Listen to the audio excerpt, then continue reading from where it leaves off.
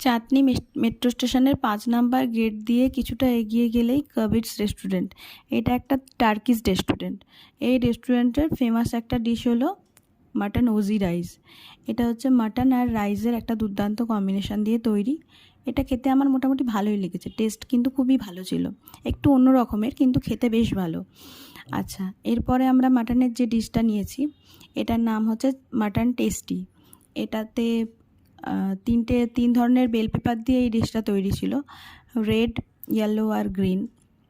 এটার টেস্টও খারাপ ছিল না। আর এরপরে আমরা যে ডেজার্ট আইটেমটা নিয়েছি এই ডেজার্ট আইটেমটা তো দুর্দান্ত ছিল। এই ডেজার্ট আইটেমটার নাম হচ্ছে চিজ মুনাফা। ডেজার্ট আইটেমটা খুব খুব খুব ভালো লেগেছে আমার। এই রেস্টুরেন্টের খাবার খুবই ভালো, আপনারা ট্রাই করতে পারেন।